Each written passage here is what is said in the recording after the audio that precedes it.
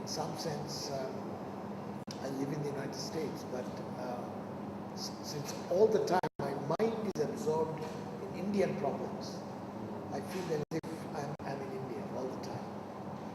So that I hope over time, Indian students and scholars, while keeping connection globally, can focus because there's so many problems in India, can focus their mind on Indian problems. Okay? Thank you. Right? Thank Good. you. Thank you. Thank you. Start with something that you might know better than me, the fact that quality of governance or the level of corruption vary among countries in a very sensible way.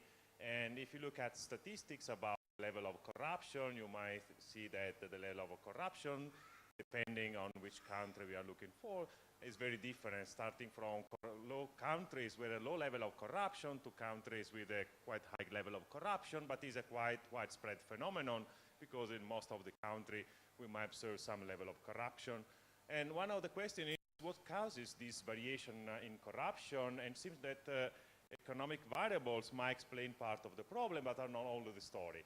If you start to think about Italy, for instance, that is a European country, and the level of corruption in Italy is really different with respect to the level of corruption in Germany and France, and it's hard to explain this variability within Europe only for due to economic reasons. So, and to start with the story that we have in mind, that is that there is also something that is on cultural base that is relevant for the level of corruption. Story that is a recent one about Pakistan. You might know that Pakistan is one of the most corrupt countries according to this Transparency Index, and is in corruption in Pakistan is particularly a severe problem in law enforcement. And, but in '97 was introduced a reform in Pakistan with a new separate police force for traffic and highway management, and it's called National Highways and Motorway Police. And this is a relevant example of a dramatic change about corruption in a police force in a very short amount of time, because in 2011, it was considered one of the most transparent department of police in the world, and the only corruption-free department in Pakistan in 2010.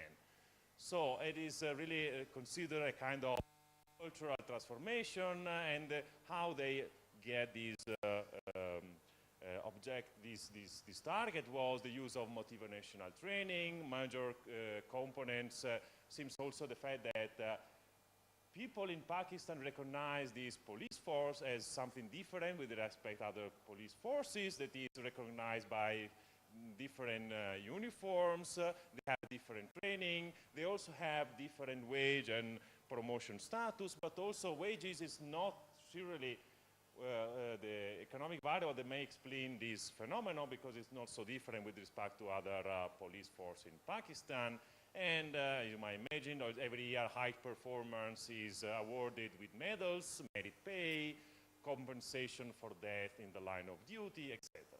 So this is just an example. I might give other example about the relevance of status, but this our basic idea is very simple. So the intuition of our paper is the following. People, especially in this type of profession, but you might think to police, but I'm sure that education, if you think to doctors, if you think to academics perhaps, they are motivated by not only their monetary compensation, but also something else that we call prestige. So you are interested in the prestige. And prestige is something that is individual based because it's based on your prestige, but it's also based on the status of your profession. So, and this is something that is relevant for the individual, but at the main times we know that people may vary, if you like, according to the way that gives to the relevance of the importance on their utility, on their payoff on the monetary compensation, and the important relevance that the status or prestige has in their utility. And therefore, our story is the fact that basically we want to understand whether you introduce this, if you like to call it a kind of behavioral approach in looking at individuals who care not only about their monetary compensation, but also to their status, then what are these consequence, when you look, for instance, are also not only to look at the equilibria, but also to think about the policy implication for wage compensation scheme, or to use, for instance, non-monetary compensation scheme by introducing medals, etc., the role of the media. So we try to discuss different things based on very simple model. And I would, before also mentioning other literature, I want to focus your attention on a very important aspect of our model, according to my opinion, that is the following.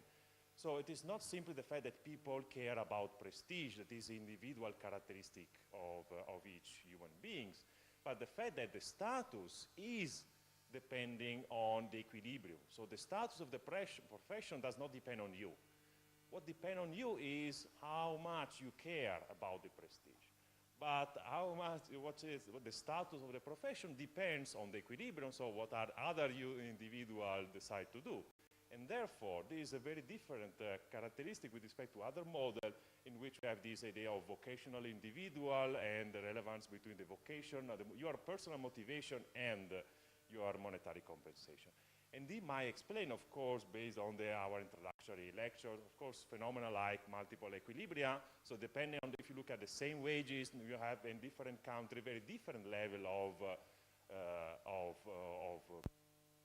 very different things. And this is because we might trap in what we're going to look at a very bad equilibria in which the status of your profession is very low, or better equilibria in which the status of the profession is very high. And the type of individual who like to enter in the profession, who apply for this professional interest, depending on the status of the profession. So this is really the basic intuition of our paper, and the result follow this observation. Of course, so first talking about, so we know that there are these two components. One typical component that is relevant is the wages, and the effect of wages on corruption is of course, a very well-known analyzed phenomenon. There are papers starting from the paper by Beasley and McLaren that analyze different ways to combat corruption through tax enforcement.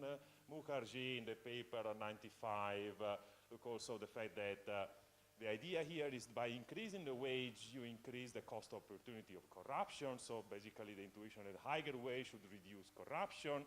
But of course, since actually corruption, like in a market, one of the effects of increasing wage might be simply to increase the size of the bribe, because you compare the advantage of being bribed with the advantage and potentially losing your wages with the advantage of being honest. So, and the idea, so the effect of wages on corruption is based on this moral hazard phenomenon, and so this cost opportunity of being bribed and eventually of losing your job if you are catched being corrupted.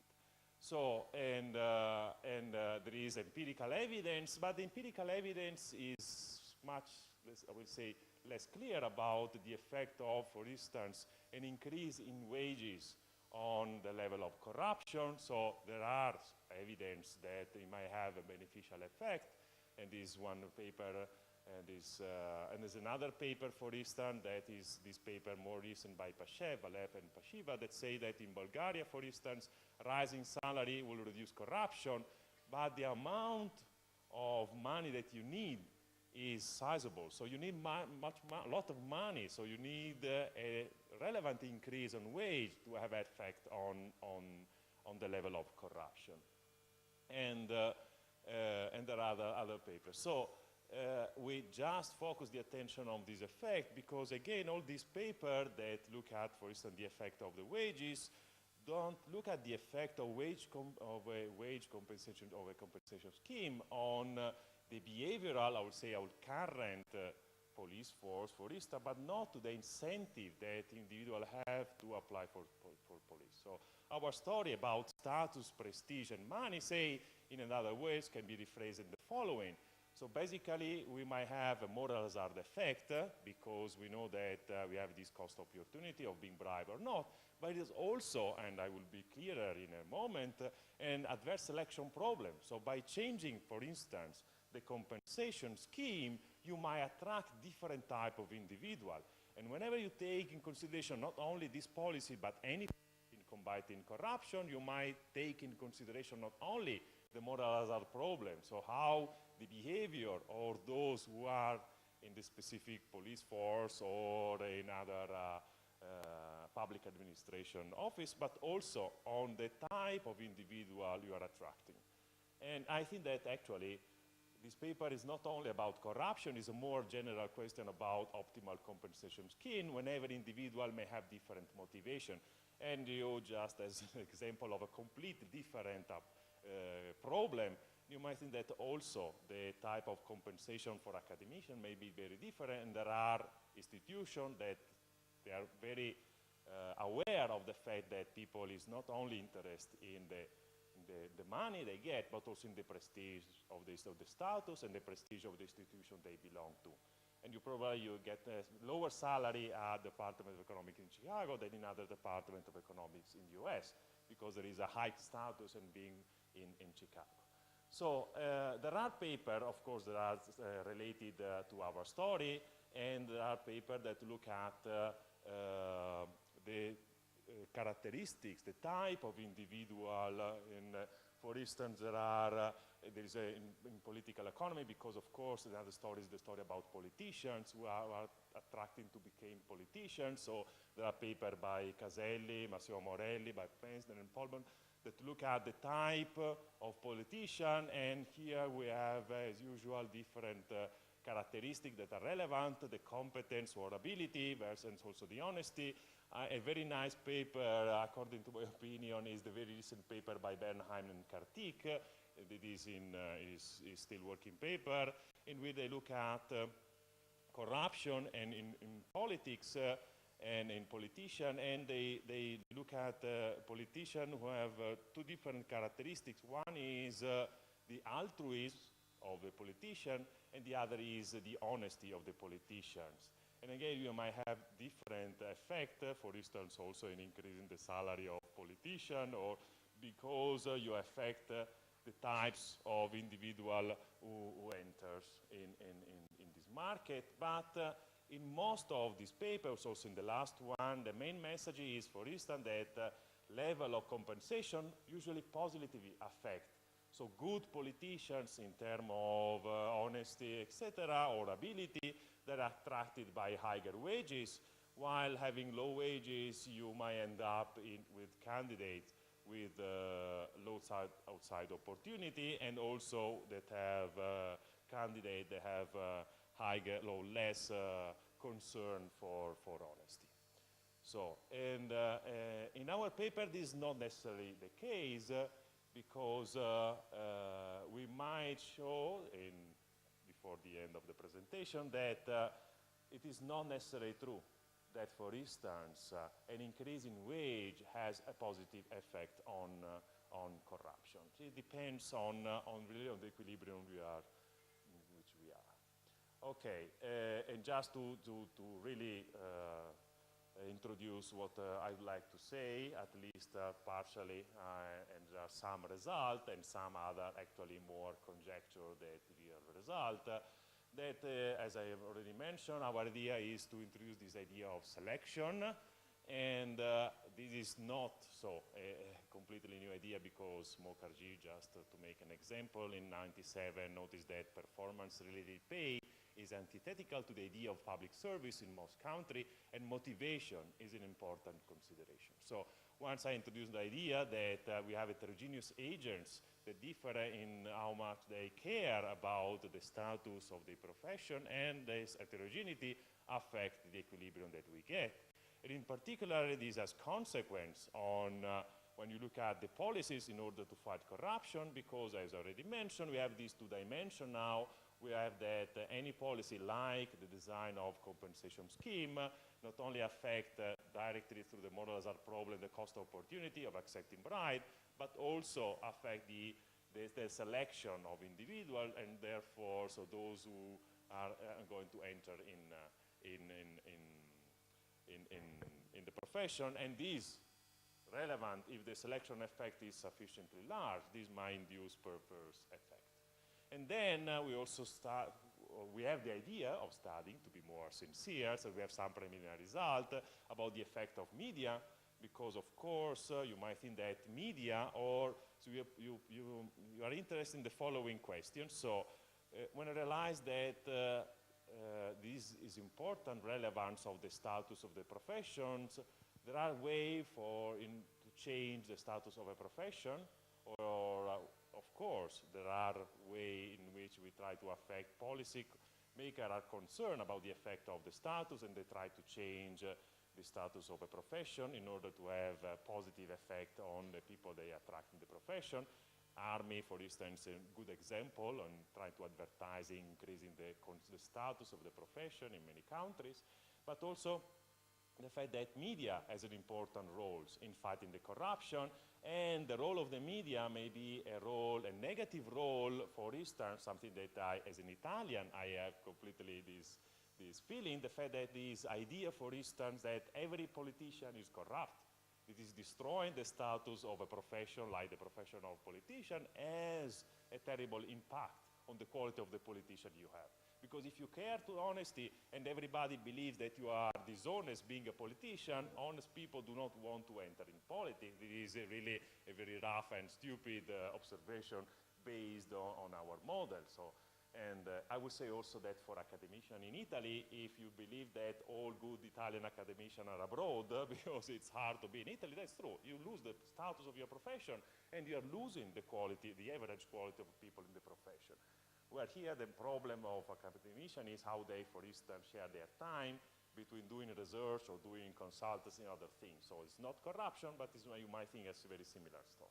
And finally, of course, there is not only the problem, as in other papers, the idea of honesty of people, but also competence. So sometimes you might think of a trade-off, that I may have more honest, or let's say less prone to be bribed individual, but also the ability of individuals. So, and how these two things might interact, of course they interact because you might have this trade-off, but also it's interesting to notice that this might explain, for instance, the introduction in many compensation system of non-monetary bonus, and the typical example is medal, and the reason why you might use non-monetary bonus versus monetary bonus is because also you may realize that this has effect on the people that get this bonus. And I hope to have time also to briefly mention these things.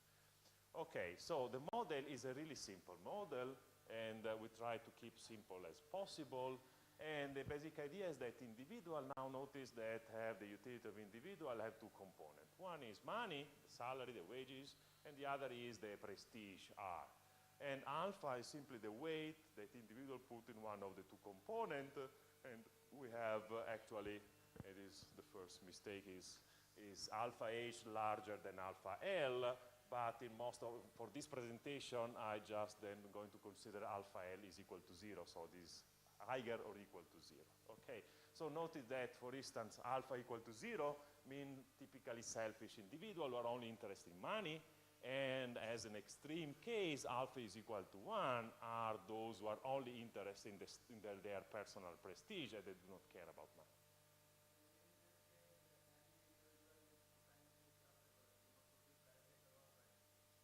Right, so here everyone is potentially corruptible.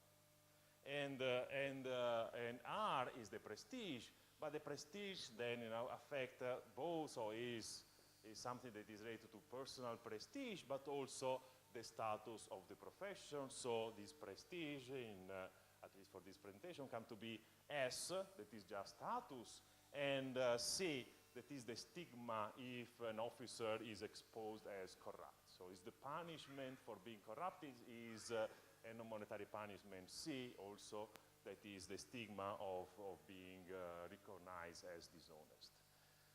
And this is relevant, I think, important thing, that the status depends in equilibrium on the beliefs theta about the fraction, the beliefs about the level of corruption in the profession. So then I will be clear in a moment. Theta hat is the fraction of corrupt police officer in the force. So this is just so the status of the profession comes in equilibrium as the idea of that The higher is the corruption in the profession, the lower is the status, the lower is the corruption, the higher is the status of the profession. So, and of course is a function, and we have some, so that is, the status is decreasing the level of corruption, and when there is full corruption, the status may be negative.